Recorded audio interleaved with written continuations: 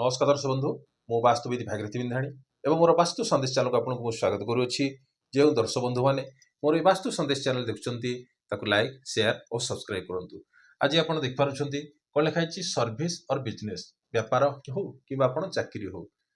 तो ये टॉपिक किसी एपिसोड में ऑलरेडी आप सम्मुखें उपस्थापन कर सारी कि आप सर्टकट मेथड आपको कहबी जे आप चाकरी क्षेत्र में किछि परेशानी आसला परे कौन कहते हैं किसी व्यापार करी आ जो मैंने व्यापार करुँच जदि बयस सीमा किसी अच्छी से किसी चाहते जे ना मत व्यापार में मत सुट करूनी आउ मो बयस भी अच्छी मुझे चाकरी क्षेत्र में किसी आग को देखा अच्छी जदि ये मन चिंताधारा जी आपण मन अच्छी आपको सहजरे बतईदेवी। जदि आप पाखे जन्मांक कुंडली हो कि दशमास कुंडली वर्ग कुंडली हो कौन दशमास कुंडली कहीं आम चाकरी करवा कि व्यापार करवा जहाँ भी किसी करवा कौन निजस्व व्यवसाय व्यवसाय आम कौन पेट पालन पोषा। तो जो लग्न कुंडली आ दशमास कुंडली ये दुईटी जिनस आपंकर कौन हो महत्वपूर्ण थाए। तो आपको सहजरे कहबी कारण यहाँ हूँ लग्न कुंडली प्रथम भाव तो आप दशम द्वादश भाव सेहीपरि दशमांश कुंडली आम कौन विचार करुचे ना आपंकर से कर्म क्षेत्र में स्टिपिल होकर रहीपारे कि ना कहीं चाकरी करेंगे तापर व्यवसाय करेंगे कि चाकरी करी सेटर उन्नति हेबे कि चाकरी करी सेटर कौन शत्रु वृद्धि हेबे ये सब जिनस को आप देखा हेले ये दुईटी कुंडली आप पाखे निहाती आवश्यकता रही। तो हूँ लग्न कुंडली आउट अच्छी कौन दशमास कुंडली। तो प्रथम सूत्र कौन लग्न ठारू कौन हो ना लग्न ठारू दशम भाव जदि ग्रह थिबो किंबा चंद्रमा ठारू जदि कौन दशम घरे जदि ग्रह थिले ताहले आपण कौन करेंगे ना आपन को बहुत प्रकार सुजोग मिल कहीं अधिकांश देखिथे व्यक्ति पिलाने कौन गोटे चाकरी छाड़े सांगे सांगे किसी मास पर आउ गोटे चाकरी पाई जाउछंती किंतु जो मैंने चाकरी छाड़ुछंती तांको मिल जाउछि किंतु जो मैंने चाकरी पाऊ नाहांती से कौन चाकरी पछरे लागुछंती। किंतु जदि आपन पाखे जदि जन्मकुंडली अच्छी आपन जो हिसाब से कहले कौन ना प्रथम जिनस आसला कौन लग्न ठारू दशम भाव जदि ग्रह अच्छी ताहले आपण कौन भाविबे जानिबे जे ग्रह थिले निश्चित रूपे आपन कौन ना मिलिबो। आ चंद्रमा ठारू मध्य भी दशम घर गणिबे लग्न कुंडली रे एटा जे आपन लग्न कुंडली लग्न ठारू दशम घर को एटा दशम भाव जदि ग्रह थिले ताहले मिल हबो। तारे चंद्रमा ठारू मध्य भी जदि दशम घरे जदि ग्रह अच्छी एटा माने एटा लग्न कुंडली चंद्रमा जो च लिखाई चंद्रमा चंद्रमा जो बस माने माने नियंतु चंद्रमा आपनकर कोठी बस ना आपनकर एठी बस चंद्रमा कोठी अछि ना थर्ड हाउस एटा हूँ कौन थर्ड हाउस प्रथम द्वितीय तृतीय तो माने कौन आस दशम घर 1 2 3 4 5 6 7 8 9 10 ये आसला। तो चंद्रमा ठारू जदि दशम भाव ग्रह थिले मध्य भी आपन कौन ना अपॉर्चुनिटीज आसुची आहीपरि एटा देखिले दीटा जिनस देखिले तापर देखिए कौन D10 चार्ट अर्थात दशमांश कुंडली भी से भाया देखिए कौटी एटा हूँ कौन लग्न कुंडली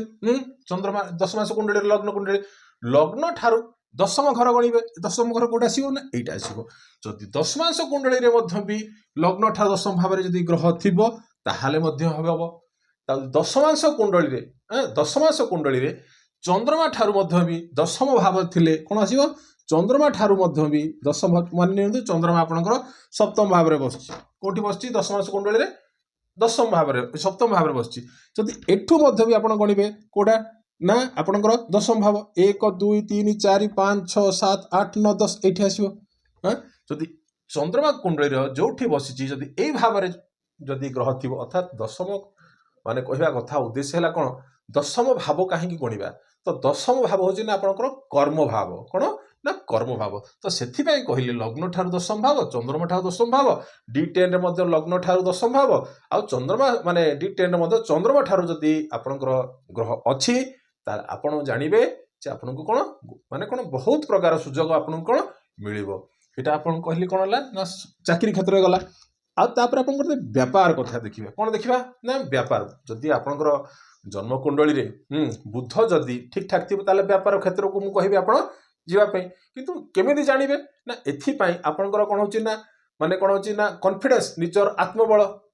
थिवार अच्छी तापर कौन हो ना निजर मनोबल रहीबार अच्छी तापर कौन निज भितर कौन ऊर्जा शक्ति थिवार अच्छी जे मो ए कामटा मु करी आउ गोटे कौन जिनस आसुची ନା ହଁ ମୁଁ ଯେକୌଣସି ଯେଣ ତେଣ ପ୍ରକାରରେ ମଧ୍ୟ ମୁଁ ବିଜନେସଟାକୁ ଷ୍ଟାର୍ଟ କରିବି। ତ ଆମେ ଏଠି କେତେଟା କୁହନ୍ତୁ କହିଲି ନା ରବି ପ୍ରଥମ ଆସିଲା କ'ଣ ଆସିଲା ନା ରବି ଆସିଲା।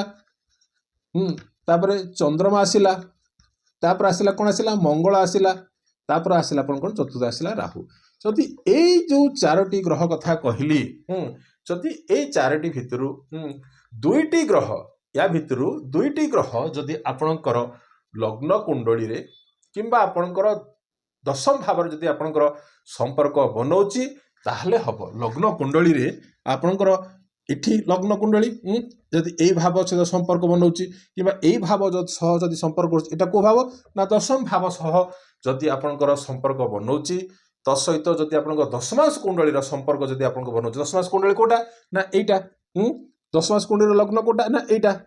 ଯଦି ଏଇ ଯୋଉ 4ଟି ଗ୍ରହ ଭିତରୁ ରବି, ଚନ୍ଦ୍ରମା, ମଙ୍ଗଳ, ରାହୁ, ଏଇ 4ଟି ଗ୍ରହ ଭିତରୁ ଦୁଇଟି ଗ୍ରହ ଯଦି ଆପଣଙ୍କର ଲଗ୍ନରେ ହଉ କିମ୍ବା ଦଶମ ଭାବର ସହ ସମ୍ପର୍କ, ଅର୍ଥାତ ସମ୍ପର୍କ ମାନେ ବିଭିନ୍ନ ପ୍ରକାର ଅଛି, ଦୃଷ୍ଟି ସମ୍ପର୍କ ହୋଇଥାଉ କିମ୍ବା ସେ ଭାବରେ ବସିଥାଉ କିମ୍ବା ସେ ଭାବର ଗ୍ରହକୁ କ'ଣ ଦୃଷ୍ଟିପାତ କରୁଥାଉ, ତାହେଲେ କ'ଣ ହବ ନା ଆପଣ ଜାଣିବେ ଏଇଟା କ'ଣ ନା ବ୍ୟାପାର କ୍ଷେତ୍ରକୁ ଆପଣ ଯିବେ। କୋଉ କ୍ଷେତ୍ରକୁ ଯିବେ ନା ଆପଣ ବିଜନେସ ସେକ୍ଟରକୁ ଯିବେ। ତା ସହିତ କ'ଣ ଦେଖିବାର ଅଛି, ଏଠି କ'ଣ ନା ବୁଧ ମଧ୍ୟ ବି ଆପଣଙ୍କର କ'ଣ, କାହିଁକିନା ଆପଣଙ୍କର କଥାରେ ତ ସମସ୍ତେ ପ୍ରଭାବିତ ହେବେ ନା ବେପାର କଲେ, ତ ବୁଧ ମଧ୍ୟ ବି ଏଠି କ'ଣ ନା ଠିକ ଠାକ ଥିବାର ଅଛି। ତ ଆପଣଙ୍କୁ କହିଲି, ହେଲେ ଅଧିକାଂଶ କ'ଣ ହଉଛି ନା ଆପଣ ଚାକିରି କଲେ କିମ୍ବା ଆପଣ ବ୍ୟବସାୟ କଲେ, ସେ ବେପାର କ୍ଷେତ୍ର ମଧ୍ୟ କମ୍ପିଟିସନ ମଧ୍ୟ ଥାଉଛି, କ'ଣ ନା ବିଭିନ୍ନ ପ୍ରକାର ଶତ୍ରୁ ମଧ୍ୟ ଥାଉଛନ୍ତି। ତାହେଲେ ଏଟାକୁ ଆମେ କେମିତି ଦେଖିବା ନା ନା ପ୍ରଥମେ ଯିବା କ'ଣ ନା ଏଇ ଯୋଉ ସର୍ଭିସ କ୍ଷେତ୍ରକୁ ଯିବା। ତ ଅର୍ଥାତ୍ ସରକାରୀ ଚାକିରି କ୍ଷେତ୍ରରେ କିମ୍ବା ଆପଣଙ୍କର କ'ଣ ଦେଖାଯାଏ, ବେସିକାଲି କ'ଣ ଦେଖାଯାଏ ନା ରବି ଦେଖାଯାଏ। କ'ଣ ଦେଖାଯାଏ? ରବି ଗ୍ରହକୁ ଦେଖାଯାଏ। କୋଉଠି ନା ଚାକିରି କ୍ଷେତ୍ରରେ ଆମେ କାହାକୁ ଦେଖିବା ନା ସୂର୍ଯ୍ୟଙ୍କୁ ଦେଖିବା। ଯଦି ସୂର୍ଯ୍ୟ ଆପଣଙ୍କର ତୃତୀୟ ଭାବ ହଉ କିମ୍ବା ଆପଣଙ୍କର ଷଷ୍ଠ ଭାବ ହଉ କିମ୍ବା ଆପଣଙ୍କର କ'ଣ ଦଶମ ଭାବ ସହ ଯଦି ଆପଣଙ୍କର ସମ୍ପର୍କ ବନଉଛି, ତୃତୀୟ ଭାବ କୋଉଟା ନା ଏଇଟା, ଷଷ୍ଠ ଭାବ କୋଉଟା ନା ଏଇଟା, ଆଉ ଦଶମ ଭାବ କୋଉଟା ନା ଏଇଟା ହେଲା। ଯଦି ଏଇ ଭାବ ସହ ଯଦି ଆପଣଙ୍କର ଜନ୍ମକୁଣ୍ଡଳୀରେ ରବି ଆପଣଙ୍କର କ'ଣ ବସିଛି କିମ୍ବା ତାକୁ କ'ଣ ସେ ଭାବକୁ ଆପଣଙ୍କର ଯଦି ଦୃଷ୍ଟିପାତ କରୁଛି, ତାହେଲେ ଆପଣ କହିବି ଯେ ଆପଣ ସରକାରୀ କ୍ଷେତ୍ରରେ କ'ଣ ହବ ନା ଯାଆନ୍ତୁ। କିନ୍ତୁ ଏଠି ଆସିଲା କ'ଣ ନା ଆପଣ ଦେଖିବେ କ'ଣ ଯେ ସେ ଭିତରେ ବି କମ୍ପିଟିସନ ରହୁଛି, ସେ ଭିତରେ ମଧ୍ୟ ଶତ୍ରୁତା ବୃଦ୍ଧି ହେଉଛି, ଏସବୁ ଜିନିଷ ଆପଣ ଦେଖୁଛନ୍ତି। ତ ଆମେ କ'ଣ ଦେଖିବା ନା ସେଇ ଭାବକୁ ପଳେଇ ଆସିବା, ଆଉ ଥରେ କ'ଣ ଆସିଲା ଲଗ୍ନ କୁଣ୍ଡଳୀ ଦେଖିବା। କ'ଣ ଦେଖିବା ନା ଲଗ୍ନ କୁଣ୍ଡଳୀ ଦେଖିବା। ତ ଲଗ୍ନ କୁଣ୍ଡଳୀର ଦଶମ ଭାବ, ଏଇଟା ହଉଛି ନା କ'ଣ ଦଶମ ଭାବ। ଦଶମ ଭାବରେ ଯେଉଁ ଅଙ୍କ ଲେଖା ହେଇଥିବ କିମ୍ବା ଦଶମ ଭାବର ସ୍ୱାମୀ ଯେଉଁ ଭାବରେ ବସିଥିବ, ସିଏ ଯଦି ପୀଡ଼ିତ ଅବସ୍ଥାରେ ଥିବ, ତାହେଲେ ମଧ୍ୟ ଆପଣଙ୍କୁ କ'ଣ ହବ ନା ଚାକିରି କ୍ଷେତ୍ରରେ ମଧ୍ୟ ବି ପରିଶାନୀ ଆସିବ। ଆପଣଙ୍କୁ ବିଭିନ୍ନ ପ୍ରକାର ଲୋକ ବିଭିନ୍ନ ମାନେ ସେଇ କ୍ଷେତ୍ରରେ ଆପଣଙ୍କ ଯୋଉ ଅନୁଷ୍ଠାନରେ ଆପଣଙ୍କୁ ବିଭିନ୍ନ ପ୍ରକାର ଶତ୍ରୁ ବୁଦ୍ଧି ହେବେ, ଆପଣଙ୍କୁ ବିଭିନ୍ନ ପ୍ରକାର ମାନେ କ'ଣ ମାନେ ପ୍ରତାଡ଼ନା କରିବେ, ଯାହାଫଳରେ ଆପଣ କହିବେ ନା ମୁଁ ଚାକିରି କରିବି, ଚାକିରି ଛାଡ଼ିଦେବି। ଏଇ ଚିନ୍ତାଧାରା ମଧ୍ୟ କେତେ ଲୋକଙ୍କୁ ମଧ୍ୟ ଆସୁଛି। ତ ଏହା କ'ଣ ହଉଛି ନା ଯୋଉ କହିଲି ରବି ମାନେ କ'ଣ ତୃତୀୟ, ଷଷ୍ଠ, ଦଶମ ଭାବରେ ଥିଲେ କ'ଣ ହବ ଆପଣ ଚାକିରି କ୍ଷେତ୍ରରେ ଯିବେ। କିନ୍ତୁ ଏଇଟା ଆପଣ ଚାକିରି କ୍ଷେତ୍ରରେ ଭଲ ମାନେ କ'ଣ ପରଫରମାନ୍ସ ଦେଖେଇବେ କି ନାହିଁ, କି ସେଠି ଡାଉନ୍ ହେବେ, ଏଇଟା କେମିତି ଜାଣିବା ନା ଏଇ ଯୋଉ ଦଶମ ଭାବରେ ଯୋଉ ଅଙ୍କ ଲେଖା ହେଇଛି, ସିଏ ଯଦି ଆପଣଙ୍କର ଯଦି ପୀଡ଼ିତ ଅବସ୍ଥାରେ ଥିବ କି ତାର ସ୍ୱାମୀ ମଧ୍ୟ ପୀଡ଼ିତ ଅବସ୍ଥାରେ ଥିବ, ତାହେଲେ କ'ଣ ହବ ନା କର୍ମକ୍ଷେତ୍ରରେ ବାଧାବିଘ୍ନ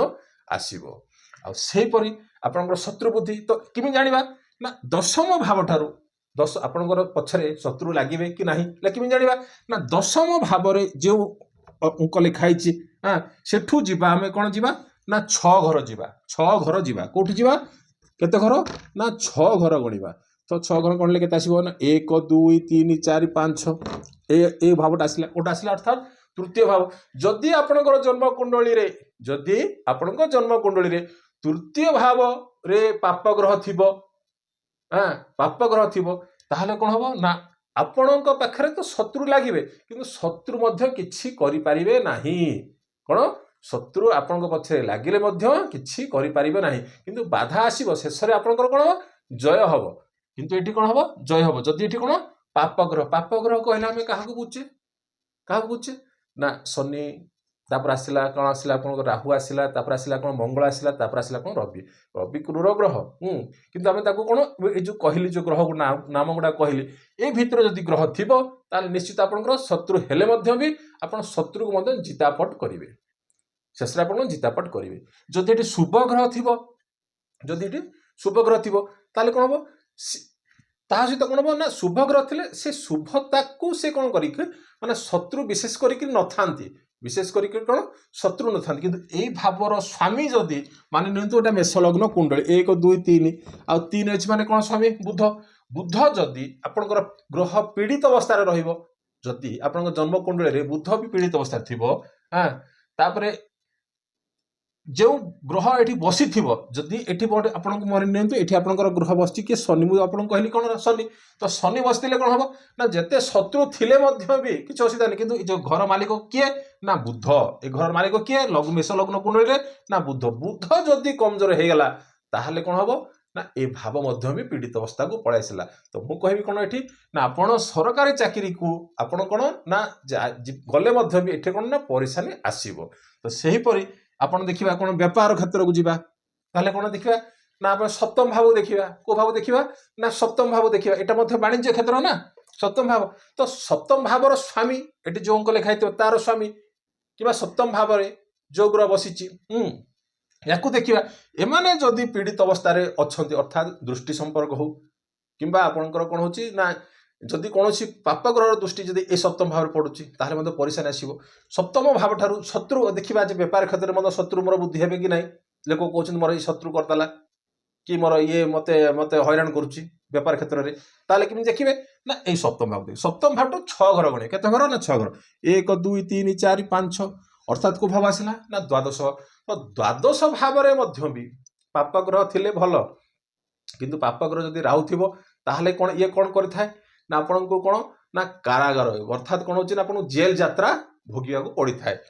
कोठी ना द्वादश भाव राहु थिले